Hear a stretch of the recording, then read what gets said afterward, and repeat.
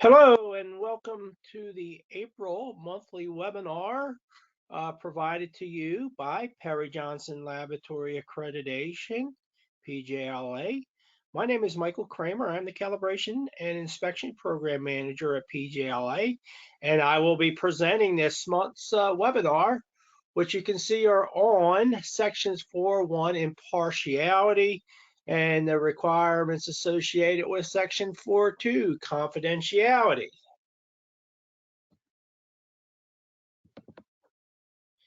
As always, this webinar is being recorded. Should be uploaded to our website shortly after the completion of today's presentation. Our website is www.pjalabs.com. Follow the link for recorded webinars. You can go back, listen to this, or perhaps a colleague may have missed out on today's presentation, or we have a wealth of other past webinars that we presented over the last few years. If you have a particular topic of interest as far as requirements of particularly 17025, chances are you'll find it up there.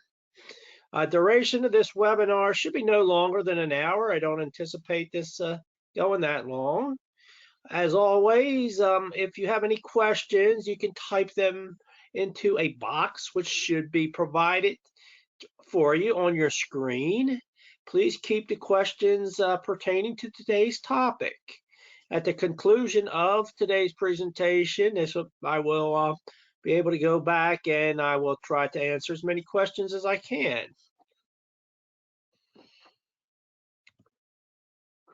So we're going to start out the very first section of 17025, 2017 is a section on impartiality. So what are we referring to in regards to impartiality, and in particularly how it pertains to requirements within 17025? The definition is short and sweet in the 2017 standard. Basically, it is defined as the presence of objectivity. So we have a couple of notes to sort of give us some clarification on that short and sweet definition there. Objectivity can mean that conflicts of interest do not exist or are resolved so they do not adversely influence subsequent activities of the laboratory. And note 2 specifies other terms which could be used in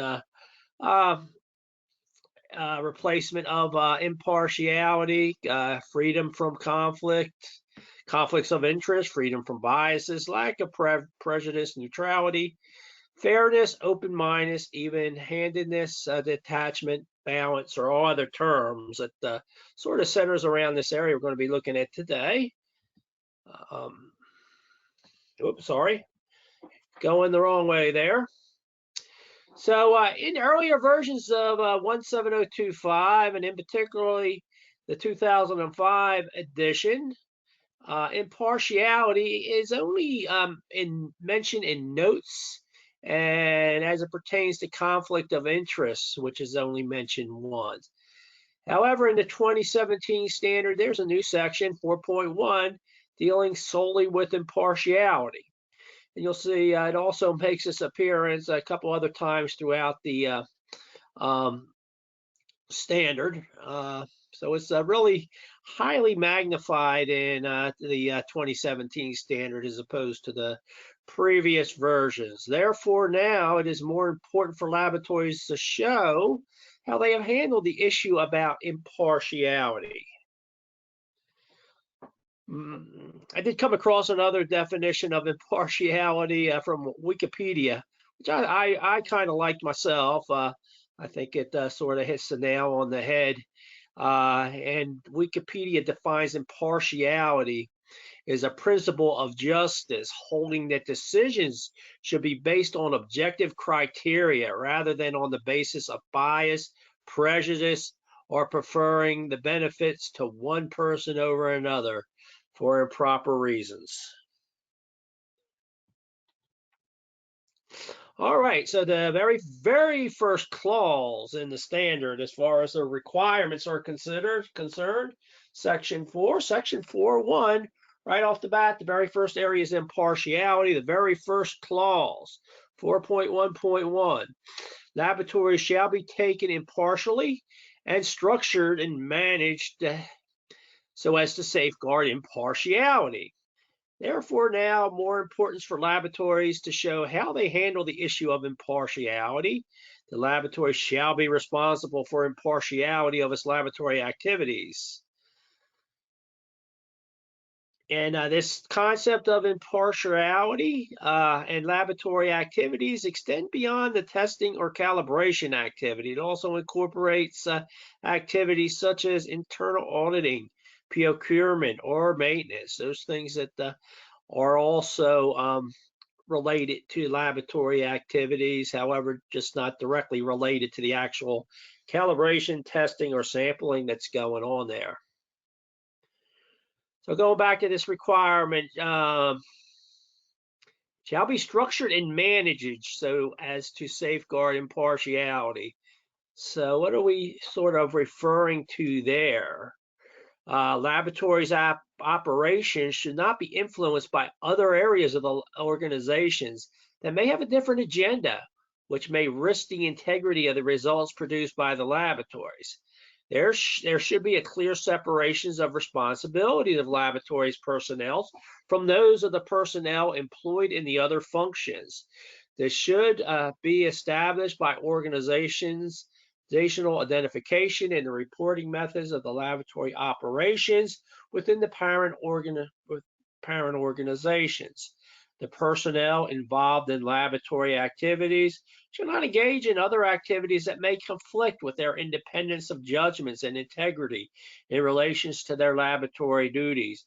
In particular, they shall not be engaged in design, manufacturing, supply, installation, use or ownership of the items tested or calibrated. So we're referring to perhaps other areas of your organization. Perhaps you're involved also in the manufacturing of the artifacts or that are being tested or calibrated. Perhaps sales department, they might have a different agenda. So laboratories should be safeguarded against any risk as far as the reporting structure of laboratory operations. So this may be difficult, especially for smaller laboratories. So common ownership, for example, we're not basically, the standard is not stating that you cannot not have ownership in the items that you are testing or calibrating. What comes to my mind when I think of this is perhaps you're a calibration lab within a manufacturing facility where you're calibrating the items that are being manufactured, or perhaps you're a testing lab, product testing lab within the organization. Of course, it's going to be common ownership there on the items that are being tested or calibrated. In that case, risk, have to look at the risk, may have to be reduced by the following. And this is, of course, not an all-encompassing list here, but it should be acknowledged that there is a risk, and the risk should be acknowledged and reduced to an acceptable level, such as producing a barrier showing how the ownership has no influence on the results. Common ownership appointees on the board or equivalent organizations, except where these functions that have no influence on the outcome of laboratory results. This may be an appointee to the board who will oversee the company is managed, but will not be involved in any decision making regarding laboratory or operation. And probably the simplest way is direct reporting, laboratory reporting, where this cannot influence the outcome of laboratory results. Second clause, 4.1.2, the laboratory management shall be committed to impartiality. So it goes up and down the ladder of the organization, and in particularly laboratory operations. Some ways this could be demonstrated. objective evidence showing that this is being complied with is by having a special impartiality policy or involve a statement about impartiality in the quality policy. Discuss impartiality on the management review and to include the discussion and decisions in the minutes of the meeting. And documented training and agreement of staff, including the top management, on potential threats to impartiality.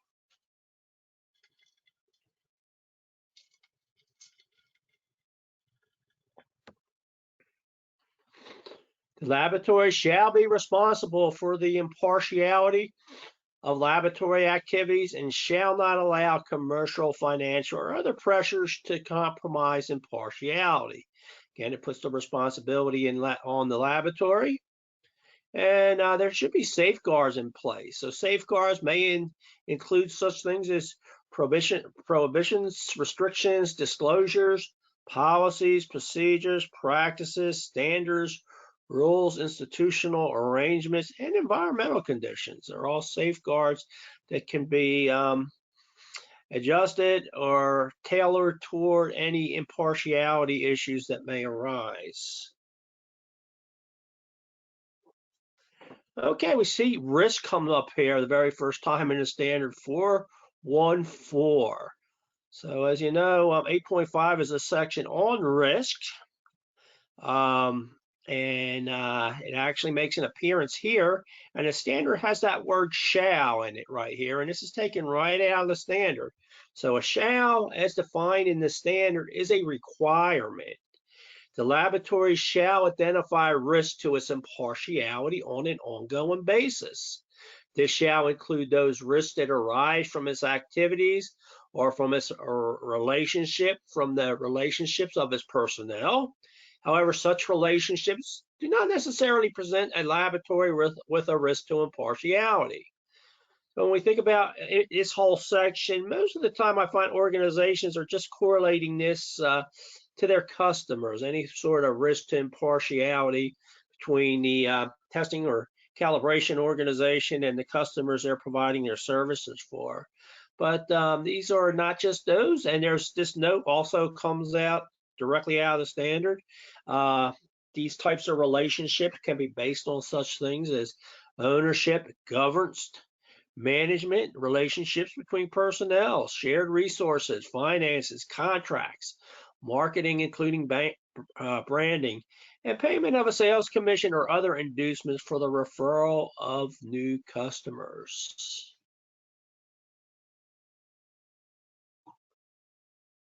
So, like I said, we had a requirement, and even when assessing the Section 8.5 on risk, one item which we need to see was looked at is that the area of any possible risk to impartiality.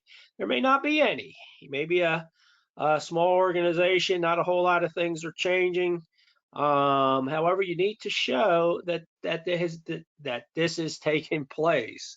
So you should make a risk analysis incorporating risk to impartiality. It should be incorporated in contract review to identify if there's a risk connected to the customer or the activity. Management review, internal audits, and performance review can also provide inputs to identify any potential risk to personnel. This shall be an ongoing activity. It is important to identify changes in the laboratory activities that may become a risk. Even if there are no changes in the laboratory activities, the impartiality risk analysis should be reviewed during the management review. So ideally, the ongoing basis, it may just be practical for a small organization. Just look at this as things change. Perhaps certain things aren't changing too much. Personnel, you're stable. Small organization, don't have a whole lot of personnel. That's not a whole lot of turnover, comings and goings. That you may just want to look at it as things change. In larger organizations, it may need to be a more ongoing effort, and it should be bare bones minimum, at least, or if nothing has changed, or since the initial review of impartiality has been looked at, should be reinforced at least during the internal audit and management review to solidify that this process is ongoing. So the main thing I want to stress here is to create awareness. Often you might have in your equality procedures manual verbatim state you shall do all these requirements, which are specified in 414 to 415 in the standard, the 5 clauses for impartiality. If they're only words on paper and it's not really being communicated amongst the rank and file, it's not really doing you a whole heck of a lot of good in ensuring that this is being looked at. So it should be create awareness and assure that threats and inducements aimed at laboratory operations may represent a serious risk to impartiality. Threats and inducements may originate from inside or outside the organization. It can happen at any time. All personnel having an influence on laboratory results should be aware of the responsibility to act impartially, be involved accordingly in the laboratory's impartiality measures, and have appropriate access to provide records as issues arise. The accredited laboratory analysis of risk to impartiality should include details of the responses to such risk.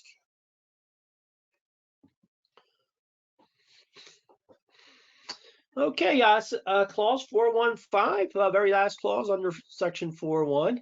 If a risk to impartiality is identified, the laboratory shall be able to demonstrate how it eliminates or minimizes such risk. So just because there is a risk to impartiality does not mean it has to be completely avoided.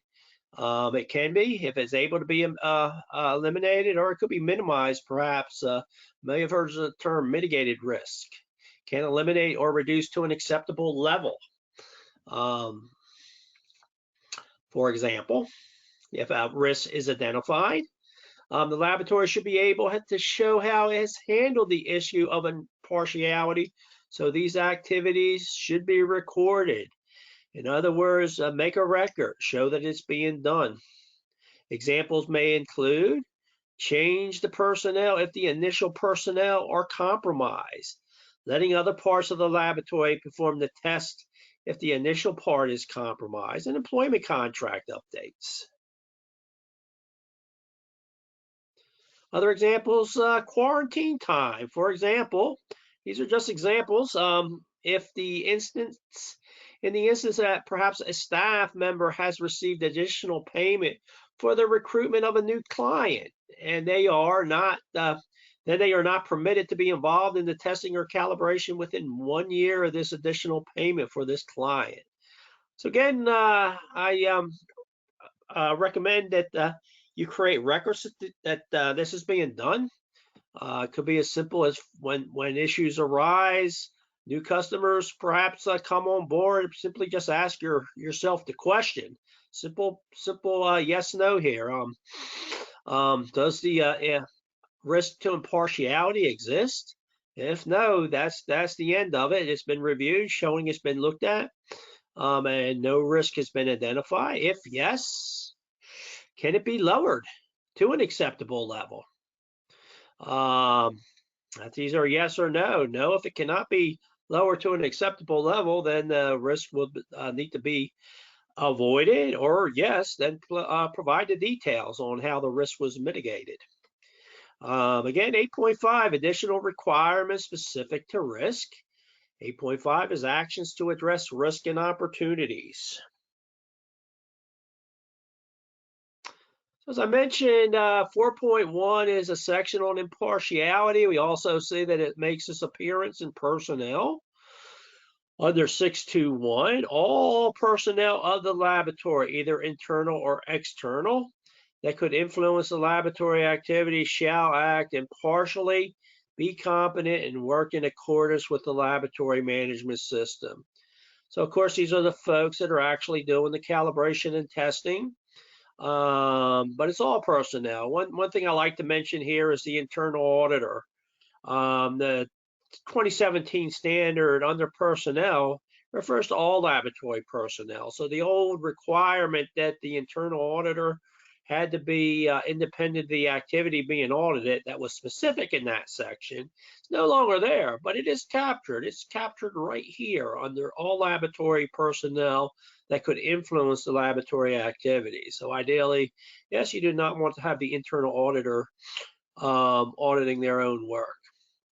Also under 8.2, which is management system documentation, 8.2.2, the policies and objectives shall address the competence, impartiality, and consistent operations of the laboratory.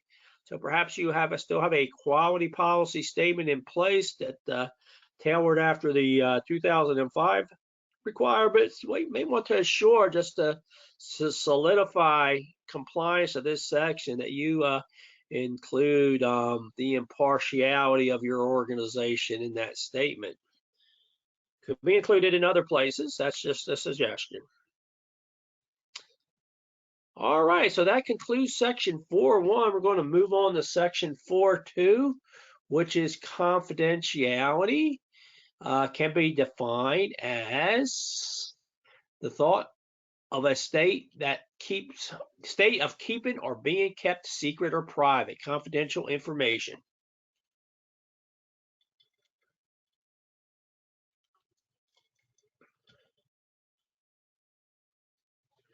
So some general practices that you probably already have in place, but if you think about it, they would correlate to solidifying requirements to this section. Things such as if you're maintaining hard copies of confidential information, assure that they're being locked in file cabinets. Not anybody can walk in and have access to those confidential records. Encrypt all confidential electronic information with firewalls and passwords. Employees should keep their desk clear of any confidential information. Employees should keep their computer monitors clear of any confidential information. Shred records and documents when they become obsolete. Reach their retention time, completely shredding and destroying those documents. And training, mentioned creating awareness. Employee training on this area is also a general practice that should be followed. All right, looking at the requirements, 4.2.1, quite a long clause here. The laboratory shall be responsible for through legally enforceable commitments for the management of all information obtained or created during the performance of laboratory activities. The laboratory shall inform the customer in advance of any of the information it intends to place in the public domain, except for information that the customer makes publicly available or when agreed between the laboratory and the customer. For example, the purpose of responding to complaints. All other information is considered proprietary information and shall be regarded as confidential. So we have a couple shalls there. See that first term, legally enforceable commitments, and that could be, for example, contractual agreement. Typically, there's laws pertaining to contractual arrangements. So just looking at that, it was a long clause dissecting it. So again, the laboratory is required and shall legally commit itself to keeping information obtained or created during the performance of assignments for the client secret. Legally enforceable commitments, again, is a contractual agreement. Have to inform the customer in advance of the information which your organization intends to place in the public domain, except in the case where the customer make this publicly available or when agreed to with the customer. And just treat all information as considered proprietary information and shall be regarded as confidential.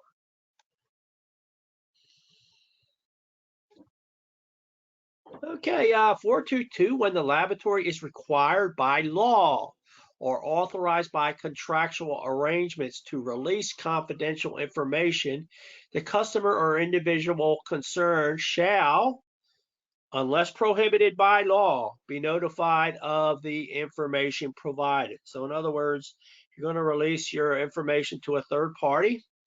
You have to advise your customer. There might be some conditions unless prohibited by law. Perhaps Department of Health, perhaps some of folks are doing work for Department of Defense where it's already been agreed to up front that the results of specific customers will be made available to those entities. 423, information about the customer obtained from other sources other than the customer. So these are from such as complaints or regulators shall be confidential between the customer or the laboratory. The provider source of this information shall be confidential in the to the laboratory and shall not be shared with the customer unless agreed to by the source. So if perhaps someone calls in a concern about a customer, what you're doing work for, and you need to inform the customer and take action, first thing you need to find out from the, and this would be in an area of a complaint, if the complainant wants to be remain anonymous or not. If so, then their wishes shall be complied with. If not, then you have that agreement in advance to divulge that source. 424, personnel, including any committee members, contractors, personnel of external bodies, or individuals acting on the laboratory behalf shall be confidential. All information obtained or created during the performance of laboratory activity, except as required by law. That up there for a second.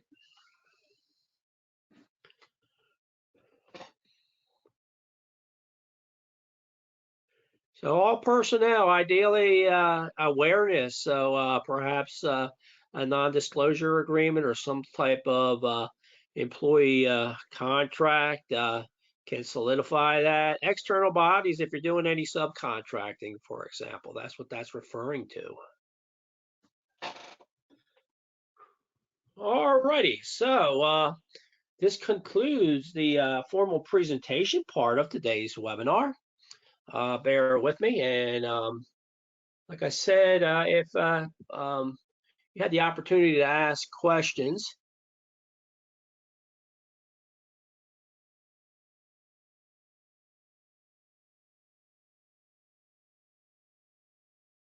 and bear with me as I look through some of these questions. Got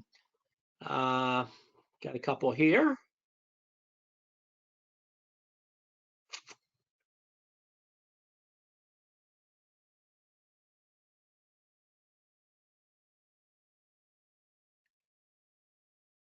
First question, is it compulsory to add impartiality to the quality policy, or a separate impartiality or confidential policy is enough by top management? It's not a requirement to actually add it to the quality policy. That was a suggestion on my part. It's not required. However, you need to assure that it is referred to as an objective of your organization. If it's a standalone impartiality and confidentiality, it's got to be specified that that is an objective of your organization. And it's not mandatory, however, to include it in your actual quality policy statement.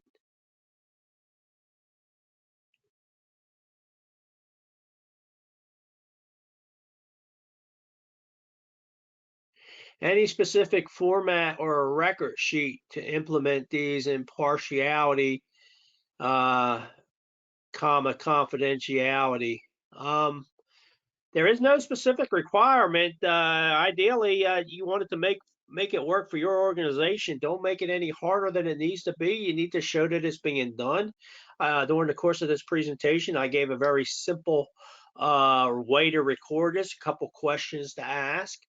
But there is no specific format that's required, but you do need to show that it's being done, particularly with impartiality and that risk to impartiality. You shall evaluate risk to impartiality on an ongoing basis. Even if you've looked at it and, hey, there is no risk, you should create the record showing, hey, we've looked at this, we haven't identified any risk. Look at all those relationships within the personnel. Excuse me, all those notes under that section that talks about other types of relationships other than customers, and should create at least a record showing that yes, we looked, even bare bones minimum, there is no risk, and at least been looked at and evaluated.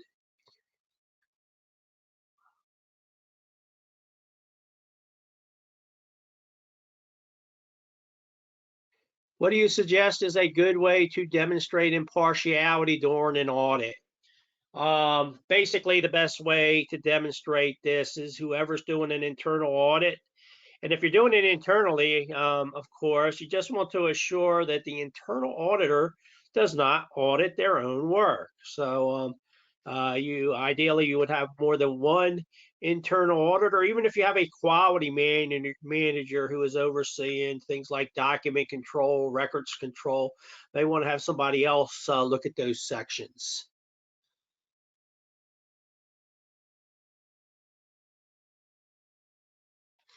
Okay, bear with me. I'm getting some questions in now. Give me a moment to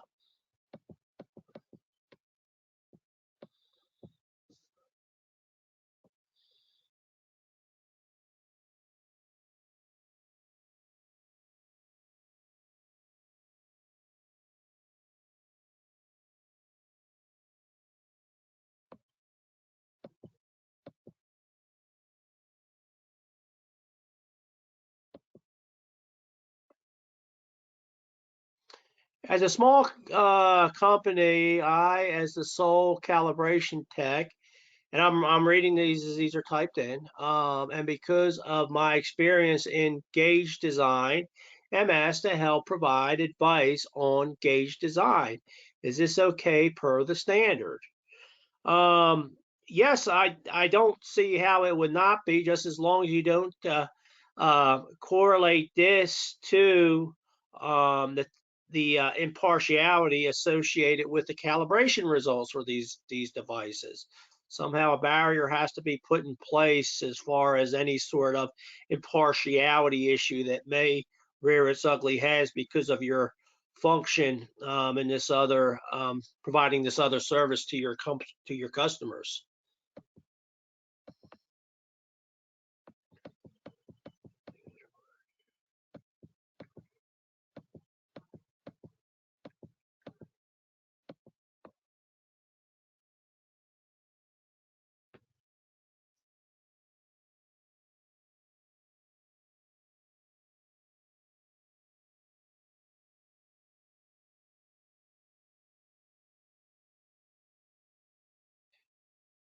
This next one, I guess I would have to really see a state, excuse me, an example. How should 4.2 confidentiality be addressed by a government laboratory, which is subject to open records laws? The only information that is confidential is specifically identified in the state law. So with that question there was a caveat there regarding when a laboratory is required by law, except when the law specifies the customer not be notified. So I think you want to look at, if I'm reading this question correctly, 4.2.2.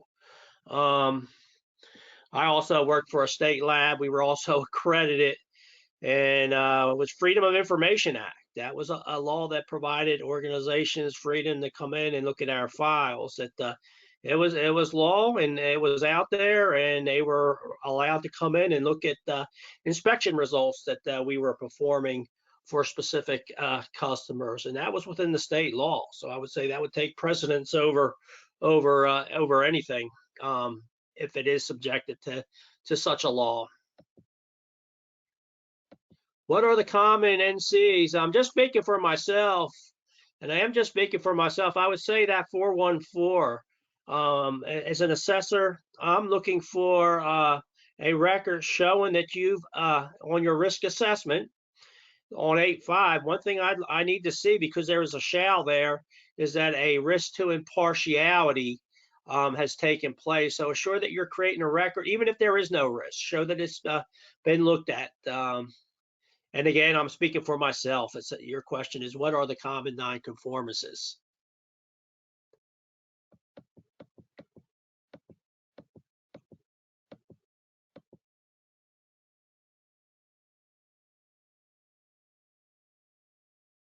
Again, these are specific situations related to your organization.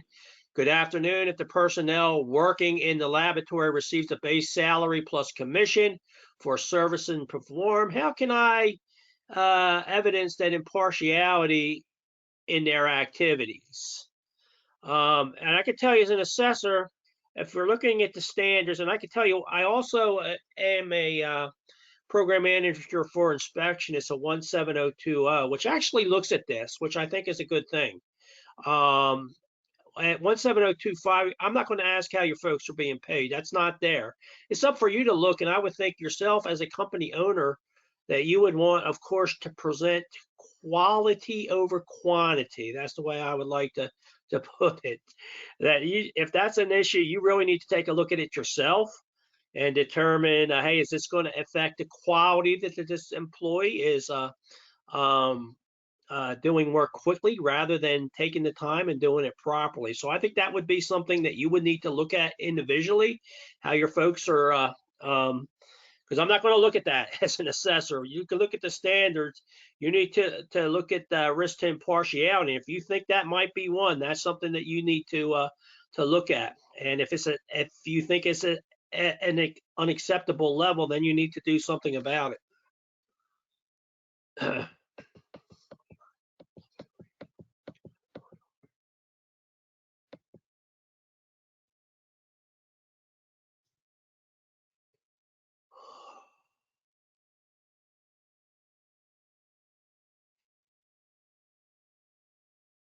We are a small laboratory and we only have one auditor, which is in charge of two processes.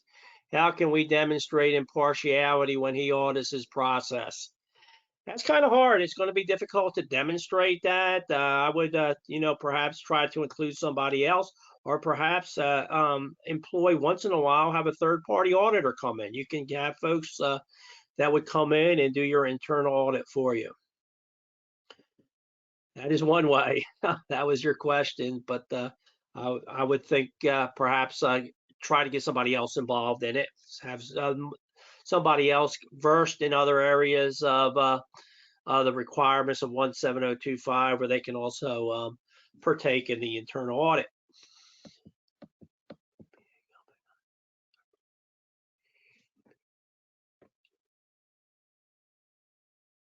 I'm really not sure of this question here. Can it be accompanied by another person to address this issue? I get, yeah, it's the same person asking the question there, Ruben. Yeah, so that would be a good idea. Like I said, incorporate another person in with the internal audit. If you don't want, of course, if you don't want to go get an outside source there, that would be a good way to lower the risk. If there was any impartiality risk of having just the one internal auditor doing your internal audit. What are the most common nonconformances related to its impartiality and confidentiality? I already said, and I'm speaking for myself, and we do once in a while we do give webinars, and probably going to do one here in a bit. Well, we look at common findings, and I do sort of like a top 10 list. So I can just speak for my experience right now, and from what I've seen is 414, the identifying risks to impartiality on an ongoing basis. Customer confidentiality, that's kind of a hard one to write a nonconformance about unless you actually see a violation, during the course of an assessment. I would say probably would, in order to solidify compliance, I tried to stress during this presentation that they're not just words on paper, that your folks are aware of confidentiality, and perhaps non-disclosure training in that area would be, if it's not being done, if they are just words on paper, could present a non-conformance in this area. So I would be safe for 4.2, just make sure that your folks are aware, create the awareness. For 4.1, do that risk to impartiality. Depending on the size of your company, depend on how ongoing it needs to be. All right, very good questions there. I hope I answered questions directly there. I think I might have was not real sure on a couple of them myself there. Um, want to thank everybody for joining us. But before we go, let's take a look at next month's webinar, which we already have scheduled for Thursday, May 27th. And we are going to look at PJLA's policy PL1 on proficiency testing. So those of you all that are accredited by PJLA, you probably recently received an update notification that several of our policies have been revised. Proficiency testing was one of them. They've been updated to meet, well, we've been came up to speed with on our own end as far as referencing clauses to the 2017 standard. And we also had to react to ILAC. We have our policies are